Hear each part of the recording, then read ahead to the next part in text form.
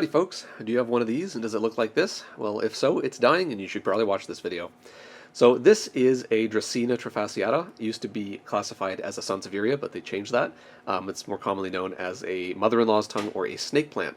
And if yours looks like this, where the leaves are all droopy and soft and they're all wrinkly, well, that means it's dying because it doesn't have enough water.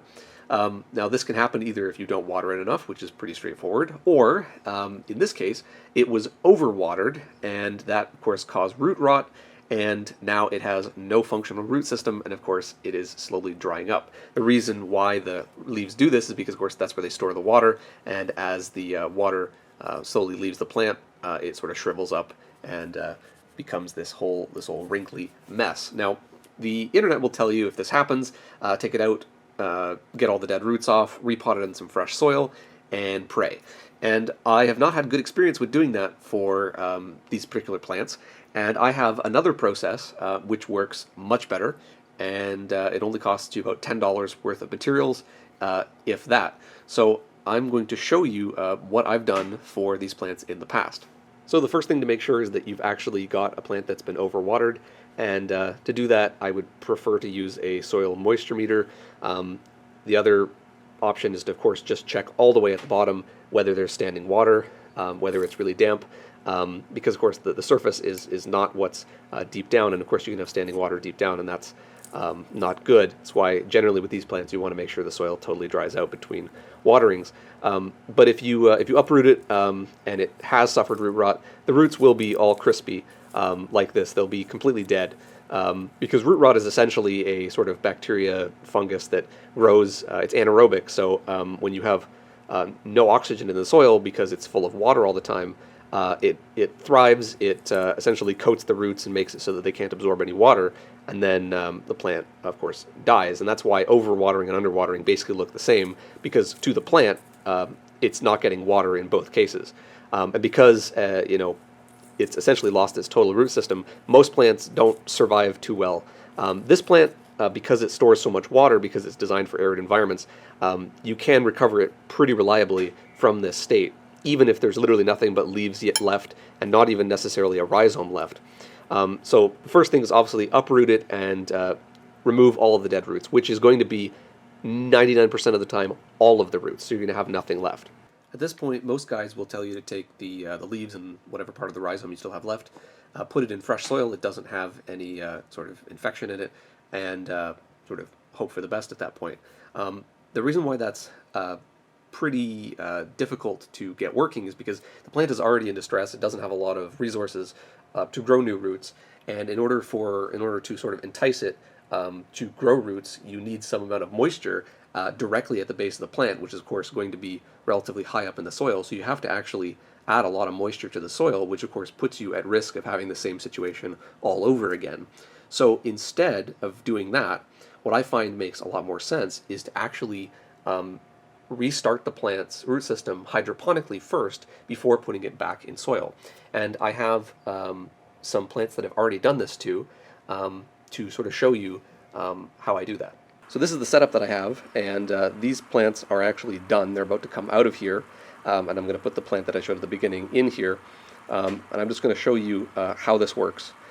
So essentially I have a shallow pan. In this case it's actually a brownie tin, and an aquarium pump, and that's really all that you need.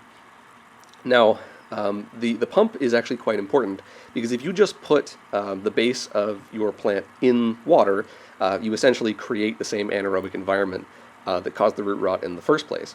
So the goal is to ensure that there's sufficient oxygen in the water so that doesn't take over, and the plants will survive in the water long enough that you can repot them. Obviously the water doesn't have all the nutrients that the plants require, so you do have to put them in soil eventually. So really they should only be there for a couple weeks. These plants have been in here for about a week and a half to 2 weeks, and I have a time lapse which will show you. I actually didn't start it right away, so the plants were worse off when they went in, but it shows a little bit of how much they've sort of reabsorbed all the water, or sort of reinflated almost is what it looks like. And during this time they've actually grown some roots, and I'll show that to you. as I take some of these out. Now, for the if you have an aquarium air pump and an air stone, obviously this is essentially free. But if you don't, you can buy them extremely cheaply online. Now, of course, when you search places like Amazon and stuff, and you look for cheap air pumps, I always get a little bit concerned about stuff that plugs into the mains and the quality and whatever. So what I've actually found works pretty well are these pumps. It's just sort of a generic style, and these are USB powered, and so that way you can just run these off of a phone charger. And that way, the dangerous stuff, the main stuff, is all reputable, and they just run off 5 volts DC. It's a little DC motor and a little pump. They're very quiet. They basically make no noise, and a lot of them will come with hose and an air stone. I already had this from another project, but that's really all you need, and then just have to make sure that you top up the water as it evaporates. And this will let you essentially get the plants jump started to the point where you can put them in soil without having to worry too much that they won't take.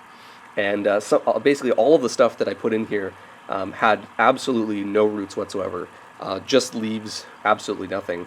And now they all have some amount of root system, and there's actually a bunch of them in here, but you can see at the base now, basically anywhere where the water touched, they have started to grow roots. So even high up on the leaves here, you can see root growth has started, and without the presence of the water, they're really not going to grow roots.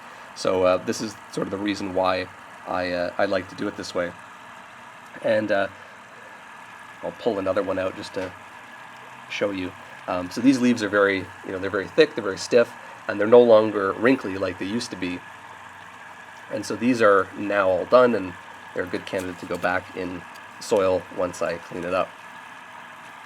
And I haven't actually taken these out in a while. I put them in here so that they don't move around too much, because of course as they inflate they actually move, and you don't want them to fall over. But you can see that they're doing much better, and this is what I would feel confident in planting. So yeah, that's my process. I don't really see anyone talking about doing this online, but that's what I've found success in doing. So I would recommend, if you have any of these and they're in such a dire state from overwatering, I would recommend this process to save them if you want to save them. This all happened essentially. I'm not a bad plant dad, I don't think. I've been taking care of this plant for about 20 years. There's so much of it at this point, but I ultimately got a little cocky, didn't use my soil moisture meter as much as I should have, and I watered a bunch of plants all the same amount, and it turns out there were a couple that were not losing water as fast as the others, and by the time I figured out, it was too late. So there's this and the other one, which is only like an eighth of the plants that I actually have. I have a lot of this stuff, and so I thought it would be worth saving. So yeah, that's the process. The other thing is, generally, if you want to do this, normally I would recommend that if you're using tap water, obviously you dechlorinate it first. So you just take it out of the tap, let it sit for a bit, let all of the dissolved chlorine gas in the water come out of solution. And for topping up the water in this, I would recommend that. But to start off with, it's actually not a terrible idea, because there's essentially no roots.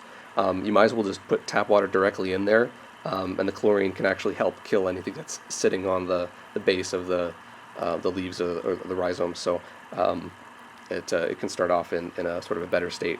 But once you've got it established, chlorine's not terribly great for plants in general. So yeah, I thought this would be an interesting video, and YouTube is yelling at me for not uploading stuff on my second channel enough, so I thought I'd throw this up there. So, till next time, thanks for watching.